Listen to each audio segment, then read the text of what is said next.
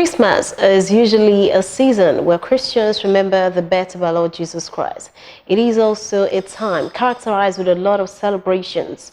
But in the midst of this celebration, what do you think about? Do you think more about yourself as opposed to other people that do not have someone to help? So today on the program, In-Depth on ABS Television, we've decided to beam our satellite on charity and generosity during Yuletide. Why is it important that you consider others in your quest for beautiful things, for nice places to visit, especially during Yuletide? So today we're going to be looking at the importance of being charitable and being generous to the people around you during Yuletide. My name is Priska Wanko. This is In-Depth on ABS Television. And joining the conversation today on the program, I have Pastor Uche Onzo. He's going to be speaking with us today on the importance of charity and generosity during Yuletide. Pastor, welcome to the program. Thank you. Okay, all right. So I'm talking about being charitable and being generous during the festive period, Christmas. And I know that basically, like I said earlier, when it's time for Christmas, people start making plans for themselves, for their loved ones, where they will go to, where they will travel to. Wait, what, Pastor, are you traveling out of the state? Well, I'm not too sure about that. Okay. It's too tentative. Okay, all right. So now we're talking about the importance of charity. Why is it important that as Christians, we need to, offer a helping hand to other people? Not just because it's a celebration, but because it's the right thing to do. Well, I think charity is one of the important things in the Bible, and from the Old Testament to the New Testament, even common sense.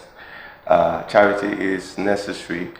The world is a world of suffering, and many times we kind of have things better than others. So it's something to do, like during the celebrations, it won't be good for you to be eating and other people are not eating. So that's why you see people as Christians, we open the doors to others to extend help. So that even if people cannot, have what we have, but we are able to give them some measure of comfort during this period. And that is what the Bible teaches. Christ said we should give to the poor and we should help others that are less privileged. It's a biblical command and it's a good one. Okay, now, so what are the values that we need to, know about being charitable towards others? Why is it that people should expect that, as people that call themselves Christians, that being charitable and generous to others is something that we need to imbibe? What are the values inherent? I think one of the most important things we can remember is that what we have is a blessing from the Lord. And that the people we are richer or better off than, it's not that they are inherently worse than us. Life happens to people, and then some people are privileged to make it more than others. So those who have been blessed should remember. I think that's an important principle that helps you to be very generous when you know that the things you have are a blessing from the Lord. And that people who probably may have worked harder than you, could have been more intelligent than you, are not where you are. So that's one of the things that helps us to share. It's like you share out of gratitude, for what the Lord has done for us. So I think that's one important principle. Okay, now, some people would come and say that they don't even have enough. They don't have enough, so why should they give others? In Igbo parlance, there is a popular saying in Igbo parlance that says that "Madanara choihina buena choihe." So basically, they're trying to say that if you're looking for something, or if you're not satisfied, you cannot, be looking for, what to take from someone. Basically, now what I'm asking is, what are the kind of things that we need to do? Does charity always have to do with money, finance? What are the ways that we can show charity and generosity towards others? Let me say this, first of all, to correct an impression. There was a time Christ went to the temple, and he saw a woman who had just 2 mites, and she still gave it. So everybody has something to give. And like you said, it must not always be money. You can offer a helping hand. You can help some people. For instance, are coming back to the village and their houses are not very clean. You can help them to clean it up. A lot of people are looking for cleaning services right now in their village home. Someone can offer, and then the person who is being helped or who is being helped with cleaning can also, offer money back. Just like a thing of celebration during this period. So it's not really about money. You can give out clothes, you can send out well wishes, you can make calls. Some people, people haven't called them in a long while, so they will appreciate a call from an old friend that will make their day. We've all received calls that, wow, this person remembered me, and your day is made. They didn't give you money, they didn't do anything, just that they remembered you after such a while. Call. So you can pick up random phone numbers of friends, you look at it and say, okay, I've not called this person in a while, and then we can send out a call. All those things are, part of the giving in the festive season. Okay, now, why is it that some persons are usually reluctant to give? That the act of giving, the act of being charitable, and the act of being generous is something that most people consider alien to their nature. They don't practice it. Why? I think giving is something that is taught, and it's good that we're having this kind of exposure and this kind of program. Giving is taught. I saw my father give out things. I saw how his Christmas was, gave out rice, gave out things. So I learned it as culture. So it's important that we discuss these things online and give it, how people can give, what people can give, the nature of giving, and the context of giving. So I think what we're doing now is very important in establishing the culture of giving. You don't need to have, and like Igbo say, Igbo nyaka gum or a miser. It's not really nice, because if you're a generous person, usually, I'll say usually, when things are rough with you, people you've helped come around. So it's good for us to give and establish that culture of giving. So we start from our homes. You teach your children, you teach your friends. My father never told us to give or harped on it, but from what he did. So sometimes our generosity can challenge others to be generous. Some people are saying that one of the reasons why people usually find it difficult to give or to, extend a helping hand to someone in need is because of the society, the way the society is right now. Now, some people will say that you don't know if this person you're helping is going to exchange your destiny, is going to take your star, is going to take away your shine. All those kind of conceptions and misconceptions. And some people say that that is actually one of the reasons why people are deterred from giving. Do you subscribe to that school of thought, or do you have a contrary opinion? Well, being a Nigerian and being in Nigeria, I will not totally dismiss those fears. The fears are valid, but one of the problems with fears is if a fear is overextended, then it hampers you from doing any good at all. So I think that as human beings, we have what I call our spirit, and as a Christian, our internal monitors. Yes, we should tilt towards helping. Then let it be that you don't help in the odd time out, but generally you are predisposed to giving. Any opportunity you have, you give. But if you have maybe some reservations about giving to a particular person, maybe something bothers you in your spirit concerning giving to the person, you may just need to just check out that discomfort before you give. But generally, I don't think that that belief is very correct, because if you hold on to that belief too long, you may end up not helping anybody or being generous. Okay, so people shouldn't think like that. So if you just want to give, you should go ahead and give. Go ahead and give. Just go ahead and give. Okay, all right. Now, so Pastor, let me paint a scenario for you away from that. Now, with regards to giving and something that has to do with paying your tithe. Now, there is this scenario, like I heard a story once upon a time about somebody saying that she was going to work, and her intention was when she's coming back in the evening, perhaps she was going to go for a church service and pay her tithes. So when she was on her way to work, she met somebody, a beggar that was looking so malnourished, hungry, poverty-stricken, and in pain. So she now decided to give her tithe to the beggar. Now, the question is that justifiable? Like, Is he okay? I don't. Is it? No, Is it it's a was nice you know? question. Yeah. I think that what the tithe, you see, you can do whatever you want at that point with the tithe, but make sure that you pay it after, because I can give my house rent to someone to help them in need. The best I can do is to tell my landlord to please give me like a week. This is what happened. My father was sick, my mother was sick, I had this issue. I had to spend your rent money, but you must return it. So if the person is in need and it's the tithe that you have, fine, you can. But you must pay the tithe.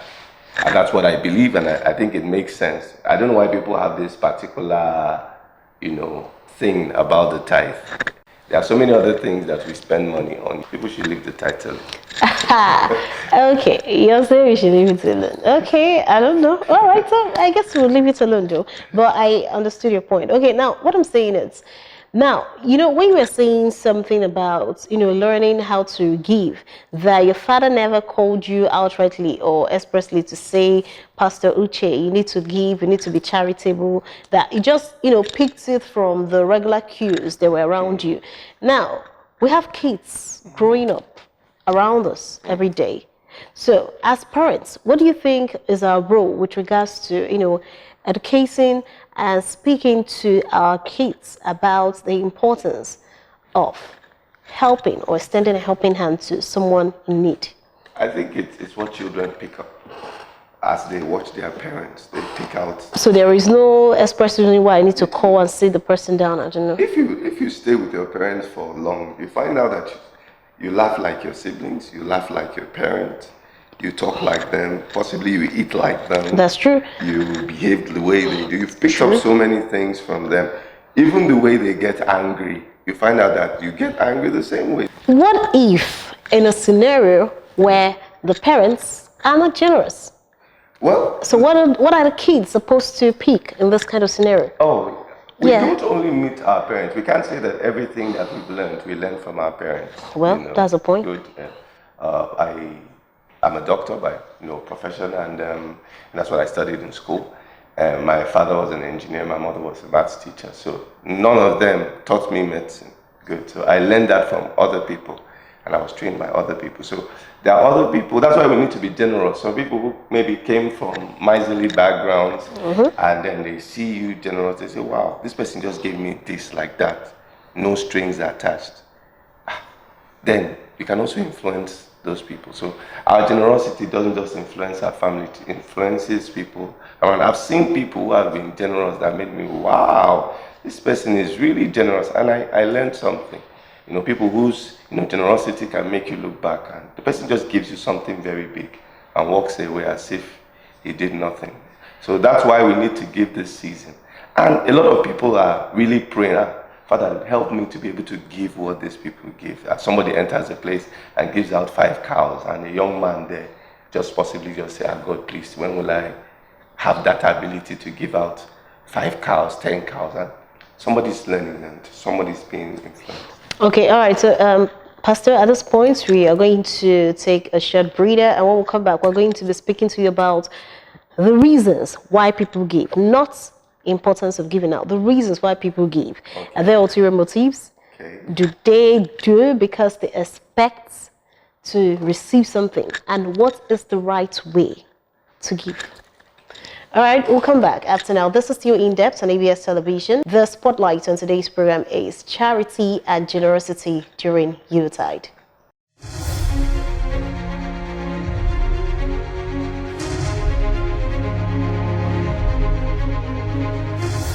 You're welcome back to the program. This is still Indepth on ABS Television. I'm still with Pastor Uche Onwuzo from the Abiding Word Ministries, ORCA. He's been speaking with us about the importance of charity and generosity during Yuletide. This is a festive period, and we also need to learn that beyond thinking about ourselves, we should also think about others. All right, Pastor, before the break, I spoke about, what is the right way to give. What are the reasons why people give? Now, we're not talking about the importance of giving. Now, what are the reasons why people give? Some people say it's to get something in return. Some people say it's because they just do it because they want to. So, but in your own words, what are the reasons why people give, and why do people extend, a helping hand to other people? Is it actually because they're expecting to receive? Well, I would like to look at this from the aspect of what the Lord taught Christ Jesus, and He said clearly that when we host a party, for instance, we should invite people who cannot pay us back. So we give, not wanting things in return. Well, I have to be a bit. It's a two-way thing. It's not really wrong to expect something in return, you know, but it's wrong to always expect something in return. For instance, Okay. now let me clear. If you are giving something to someone you love, like someone you want to ask out, there's something you're expecting in return. Okay. The gift is not particularly free, and usually the recipients of those gifts know. So there are gifts, both the receiver. But should it be like that because you're expecting? Should it be like that? I thought the act of giving ought to be something selfless. It's a two-way thing. There are Okay. political givings, there are givings to the gallery. Those have their places. There's giving to make a statement. Those things have their places. But generally, giving should be, especially giving to those who are less privileged, should be not for the gallery, and it should be with a pure heart. But there are different types of givings, so it depends on which one you're doing. But giving, what Christ especially taught regarding giving to the poor, that it should not be for the gallery. Now, let me clarify this. Some people have condemned people who make videos when they give, to the poor, and say it's wrong. It's a two-way thing. One of it being that maybe you want to raise awareness concerning the plight of the people. So you give them, and while people are seeing you give, it now encourages more people to give. If that is your intention, then that's fine. Because someone can say, I'm here, I've brought this to these people, but more needs to be done. And then, people start sending for that cause. I think that's fine. So in this social media age, what is important is what is in your heart. If it's what is in your heart is to sensitize people to give more, and that's why you're doing it openly, fine. But if what is in your heart is to so that people can praise you, well, the Lord knows that, and as Christians, we know that God is very much interested in what goes on in our hearts. Okay, all right. Now, so this is a festive period, basically Christmas season. Like I said, a season of celebration and all that. What should Christians look forward to with regards to, extending the gift of love to their neighbor, to the people around them? Because they keep saying that Christ is the reason for the season. So how do we reflect this in our actions and in our deeds, in line with the focal point of, lending or extending a helping hands to other people? No, I don't think you need to talk about that too much in the Southeast, because it's almost like culture, right now, giving. When it comes to giving, it's very important that people are generous. But you don't really need to tell Igbos that some people are going back home with bags of rice. And a lot of people will call people to their houses. Yes, and call people to give people drinks, come and take. For instance, I've invited some people to my house. Oh, wow, nice. So where are you going to stay this holiday? Are you free? Come to my house, come and spend Christmas there. So it's something you don't really need to, teach the Igbo person. Is something you see growing up, that this time is the time to give and extend help. But things that are anti-culture and anti-Christian are creeping in, where people are no longer as generous. So we need to sweep out those things that are not very, very good, that are anti-giving spirits and anti-giving tendencies, to sweep them out of society. So I think we're on the right path. Pastor, just as we come to the end of the program, what is your Christmas message basically your Christmas wish to people that might be watching right now? It's simple. Accept Jesus Christ as your Lord and Savior, and get to know Him. It's the reason for the season, and then in knowing Him, you have peace of mind and tranquility. And most importantly, your life hereafter is secure. So that's it. So, You're not even telling them to give. I thought giving was the oh, focus. they should give. You need to tell people to give. You need to. Some people don't know. People are going to give. Let them give and give and give and give. And I think be focused on your giving. You should be able to know people who are going through things that sometimes our gift can stop someone from committing suicide. Someone is on his last and said, Lord, if you don't do anything for me, And this is it. this is it. And you just knock on the door. You're an angel at that point. You're an angel at that point. And you give the person money, or you give the person a bag of rice. You are just like the God the person is seeing. And God has used you to answer a very good prayer. So please, give, and just have something to share. Okay. All right. So I want to say thank you to Pastor Uche Onzo from the Abiding Word Ministries, Oka. And he's been here today to speak with us about the importance of being charitable and generous towards one another during this Yuletide. I hope you've learned something from today.